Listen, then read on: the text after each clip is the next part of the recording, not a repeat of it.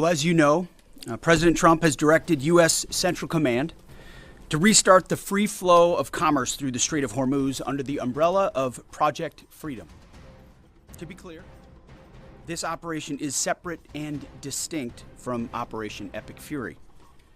Project Freedom is defensive in nature, focused in scope, and temporary in duration, with one mission: protecting innocent commercial shipping from Iranian aggression. American forces won't need to enter Iranian waters or airspace. It's not necessary. We're not looking for a fight, but Iran also cannot be allowed to block innocent countries and their goods from an international waterway. Iran is the clear aggressor, harassing civilian vessels, threatening mariners from every nation indiscriminately, and weaponizing a critical choke point for its own financial benefit, or at least trying to. For too long, Iran has been harassing ships, shooting at civilian tankers from all nations, and trying to impose a tolling system. Iran's plan, a form of international extortion, is unacceptable. That ends with Project Freedom. 2 U.S. commercial ships, along with American destroyers, have already safely transited the strait, showing the lane is clear. We know the Iranians are embarrassed by this fact. They said they control the strait. They do not.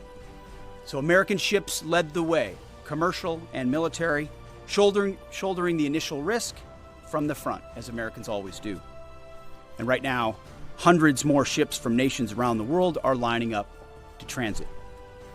CENTCOM, along with partner nations, is in active communication with hundreds of ships, shipping companies, and insurers. All of these ships from all around the world want to get out of the Iranian trap that they have been stuck inside. As a direct gift from the United States to the world, we have established a powerful red, white, and blue dome over the strait. American destroyers are on station, supported by hundreds of fighter jets, helicopters, drones, and surveillance aircraft, providing 24/7 overwatch for peaceful commercial vessels. Except Iran's, of course, which is why our ironclad blockade remains in full effect as well. In fact, 6 ships tried to run the blockade out of Iranian ports as Project Freedom commenced, and they were all turned around. This is more than strategy, it's also humanitarian. By breaking Iran's illegal stranglehold, we're protecting the lives and livelihoods of sailors from dozens of countries, securing global energy routes, and preventing shortages that hit the world's poorest people the hardest. Once again, America is using its strength to lift up others. Iran is trying to subjugate the world. To what remains of Iran's forces, if you attack American troops or innocent commercial shipping, you will face overwhelming and devastating American firepower. The president has been very clear about this. We prefer this to be a peaceful operation, but are locked and loaded to defend our people, our ships, our aircraft, and this mission without hesitation. To Iran, let innocent ships pass freely. These international waters belong to all nations, not to Iran to tax, toll, or control. To our partners, allies, and the rest of the world, this is a temporary mission for us. As I've said before, the world needs this waterway a lot more than we do. We're stabilizing the situation so commerce can flow again, but we expect the world to step up. At the appropriate time and soon, we will hand responsibility back to you. To the incredible Americans executing this mission right now, simply thank you. Your courage, your readiness, your unmatched professionalism and precision are why the world can breathe easier today and every day. You are and always will be the greatest fighting force in human history, unmatched, always. Project Freedom is underway. Commerce will be flowing, and America is once again leading with strength, clarity, and purpose for the benefit of the entire world. Our will is unshakable. God bless our troops, and God bless the mighty United States Navy as well. Mr. Chairman, over to you. Thank you, Mr. Secretary, and good morning, everyone. Thanks for being here. On Sunday, at the direction of the President, CENTCOM initiated Project Freedom with the objective of facilitating the safe passage of international commercial shipping through the Strait of Hormuz. Over the past 7 weeks, Iran's repeatedly threatened and attacked commercial shipping in the strait in order to effectively cut off commercial traffic and damage the global economy. By obstructing one of the world's most critical maritime checkpoints, a vital transit route for approximately 1/5 of the global oil consumption, Iran is weaponizing the global supply chain. This action disregards established navigational rights and the law of the sea, and the regime led by the IRGC is effectively attempting to hold the entire global economy hostage. Let me give you an update of the last few days of activities, and if you take a look at the map here, as the Secretary said, the United States has established Project Freedom to open up the Strait of Hormuz. This graphic highlights the kinetic engagements that the Iranians have attempted to make or have taken against the region. The green dots and blue dots show the groupings of commercial, cargo, and tanker vessels. And the United States has established a significant presence over the strait here in order to open up the free flow of commerce, noting the blockade still continues along the eastern flank. The map shows the examples and samples of Iranian attacks against commercial vessels in the strait, as well as the Gulf of Oman and up in the Arabian Gulf. Since the ceasefire was announced, Iran has fired at commercial vessels 9 times and seized 2 container ships, and they've attacked U.S. forces more than 10 times, all below the threshold of restarting major combat operations at this point. You can also see the group of tankers and cargo vessels in the U.S. blockade line, as I mentioned. As a result of Iran's indiscriminate attacks across the region, there are currently 22,500 mariners embarked on more than 1,550 commercial vessels trapped in the Arabian Gulf, unable to transit. In addition to shipping, Iran has continued to deliberately attack its neighbors. Just yesterday, Iran attacked Oman once and the UAE 3 times, including an attack on Fujairah oil terminal, which was successfully defeated.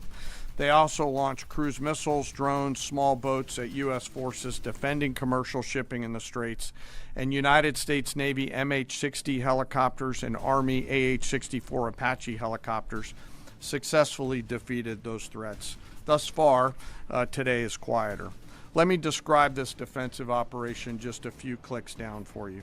As the Secretary said, Project Freedom is designed to protect commercial shipping and help restore the flow of commerce through the strait and sustain freedom of navigation.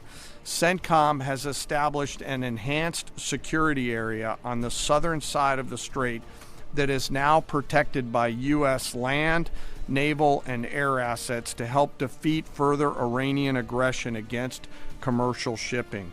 I'd like to share a little bit more about U.S. capabilities, but for operational security purposes, I'm not going to get into specific details out there. On the surface, guided missile destroyers and other warships are detecting and defeating Iranian threats. This includes fast boats and one-way attack drones.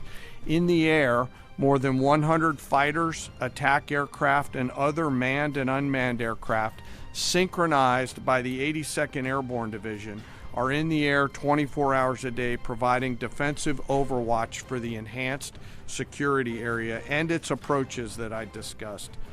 These forces are comprised of over 15,000 American service members and have established localized air and sea control to protect against Iranian threats. Commercial vessels that transit through the area will see, hear, and frankly feel U.S. combat power around them on the sea, in the skies, and on the radio. And as of this morning, as was mentioned prior, 2 U.S. flag merchant vessels have transited, and we anticipate more to transit over the coming days. Further up the Gulf, U.S. Naval Forces Central Command continues to work to identify and mitigate any threats. Beyond Project Freedom, CENTCOM and the rest of the Joint Force remain ready to resume major combat operations against Iran if ordered to do so. No adversary should mistake our current restraint with a lack of resolve. And the President has said, as the Secretary has, that now is the time for those with equity stake in the strait to come assist. Before I turn it back to the Secretary, I want to take a moment to highlight part of our Joint Force today. And today I want to talk about the paratroopers of the United States Army 82nd Airborne Division. When the President or the Secretary need immediate, scalable, and lethal combat power in CENTCOM or elsewhere, the All-American Division answers the call. The 82nd is the core of our nation's immediate response force and ready to deploy within hours of notice. These paratroopers are capable of accomplishing any mission in any environment, constantly training, constantly ready to jump from Air Force aircraft into ground combat and seize key terrain if ordered to do so, just like their predecessors did in Sicily and Normandy in World War II, or to secure or enable the follow-on forces to flow into theater as they did in Grenada or Panama. They can do the range of missions from counterinsurgency to counterterrorism operations to power projection, as they have many times over the course of the history of this great division.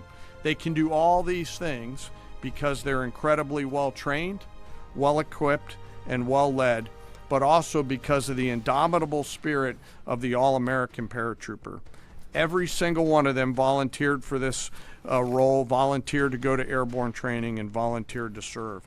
But this division is now more than just a formation that we use for forcible entries.